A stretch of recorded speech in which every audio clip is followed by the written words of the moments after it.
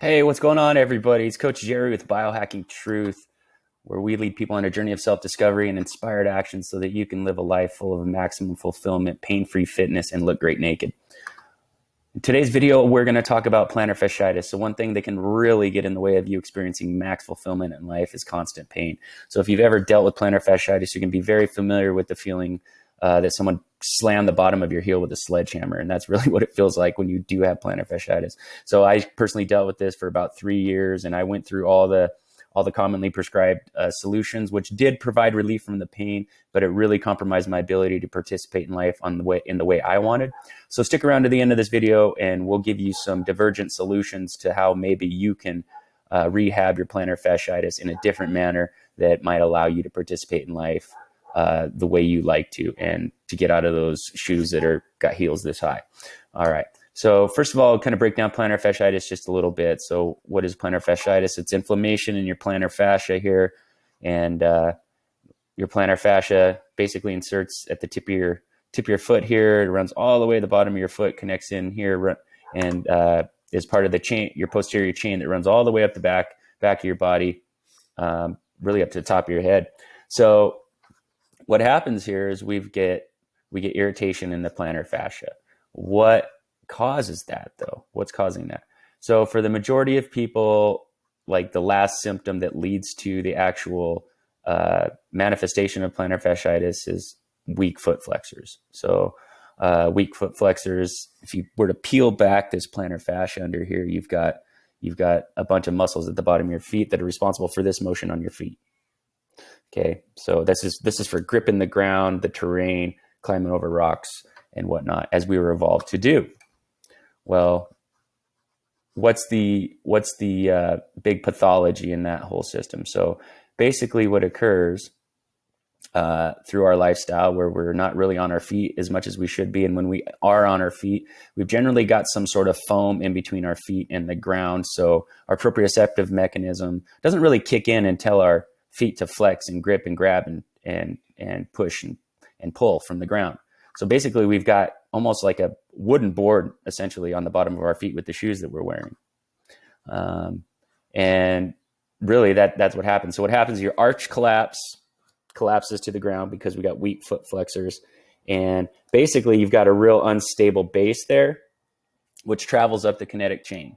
Okay, so if you can imagine these feet being flat, and actually this guy's a great example. If you look at his heels are pronated in medially there, and if this guy were on the ground, he would have flat feet. So he would have flat feet, collapsed arches, and so that creates instability that travels up the chain. So basically the demand for stabilizing the body goes to all these other muscle groups, which that's part of their job, but they're not.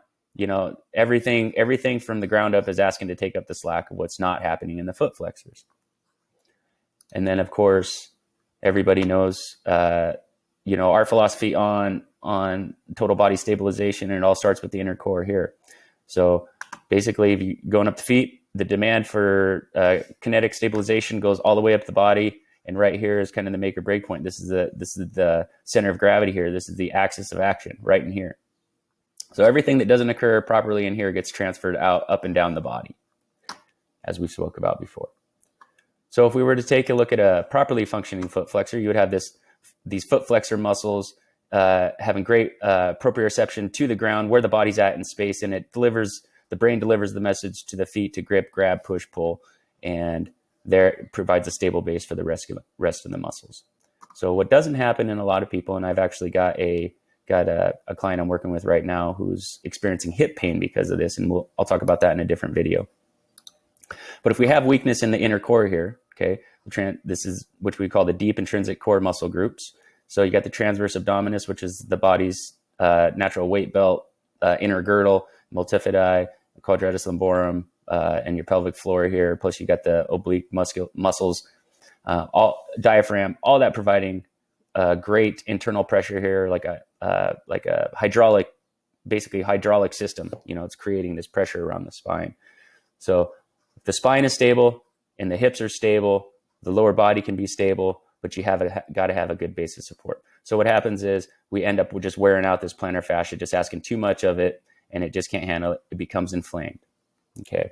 So the natural response to that is to put some cushion under that. And I say natural response because that's the typical treatment method. So we raise the heel of the shoe, we increase the size of the insert on the bottom of the foot, and what that does is kind of change the shape of the foot, and it fixes the flat feet. What this doesn't do, though, is it doesn't properly strengthen and get in tune and attune the proprioceptive mechanisms of the foot. So proprioception is basically using the body's spindle cells to sense where it's at in space, and it delivers the message to the brain. The brain delivers a signal on what to do. And this all happens very fast, as you might imagine. So by increasing the height of the sole on the foot, and by increasing the arch on the foot, which is just shortening the foot flexors, it's not strengthening them at all, it's just shortening them. What you've done essentially is you've muted the signal from the body's feet to the brain by those big foam soles on your feet.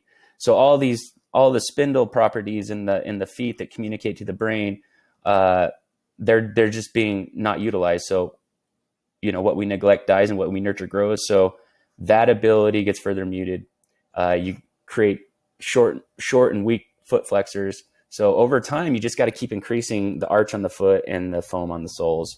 And when you get to that point, these people can't walk barefoot without pain. When they take their shoes off, their plantar fasciitis comes back instantly. So doing things like, playing rec league, softball, volleyball, or basketball, flag football, whatever the case may be, that really becomes out of the question. And that's what I mean about being able to participate in life on your terms. So the strategy that we decide to employ, which has been very effective, is obviously you've got to do some soft tissue manipulation here. So when this thing gets irritated, we've got to stay off of it. We've got to let it heal. A good thing to do is maybe take a water bottle, throw it in the freezer, freeze it, roll that plantar fascia out first thing in the morning, because that's generally when it's really bad. But then you've also got to incorporate some foot flexor exercises. So you've got to strengthen that base. You've got to do some dexterity exercises with these toes so that you can really get the proprioception back in there, get the strength, get the coordination, and just get this reintegrated into the body. So basically what we've done is we've just put in a big old muzzle. We put a muzzle on the foot flexors, and we've kind of thrown them in prison. Basically, we've just cut them out of the equation, and that's not the answer. So instead of de-integrating things, we've got to reintegrate them. So we've got to strengthen them, isolate them, and then reintegrate them into the whole system.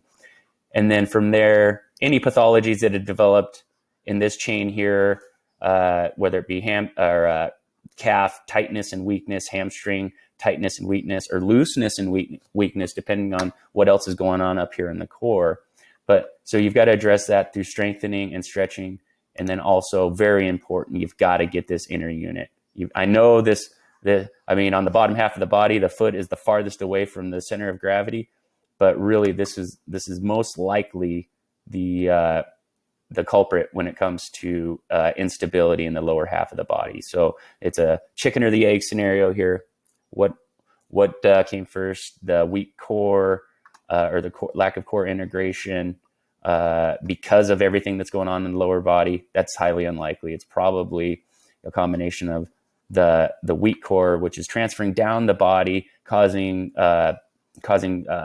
imbalances and instability in the pelvis and then the legs, which transfers down to basically over recruitment of stability for the lower half of the body all the way down to the ground.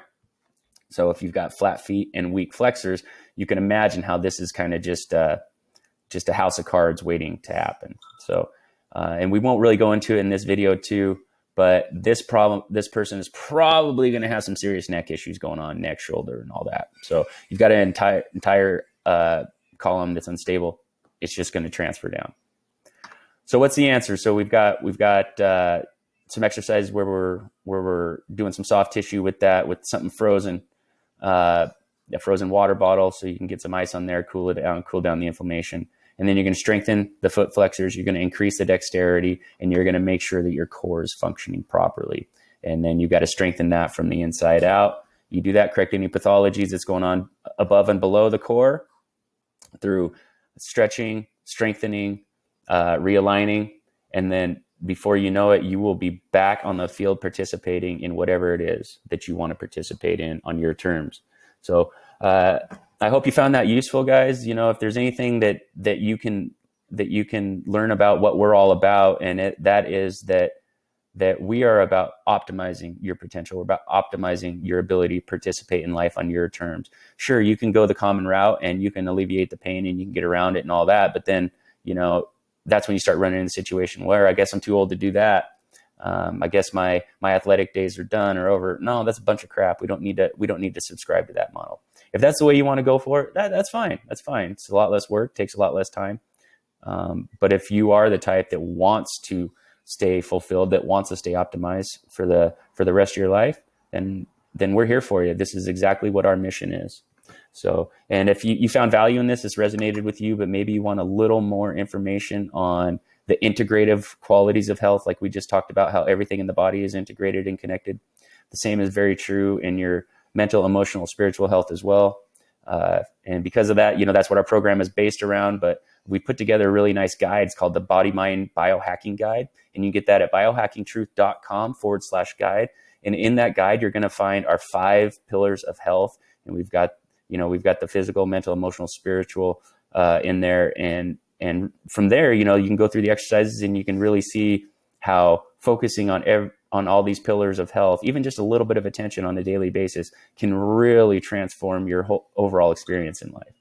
So we did that for you. It's our passion. It's our mission. And if you want to find out more, go to biohacking.com/guide and download your free copy. All right, guys, I hope you enjoyed that. If there's anything else you would like clarified or any other topics you'd like us to cover, we run the gamut, guys. We're all about health, optimizing from the inside out. And, there's no stone left unturned in our coaching model and in our content model. So whatever you want to hear about, leave it in the comments, or you can email me direct, jerry@biohackingtruth.com. All right. You're being hacked on the daily, guys. We've got to play offense in life to overcome this evolutionary mismatch that we find ourselves in. You can do it and you can thrive. You can play the game and win the game. All right. Take care, guys.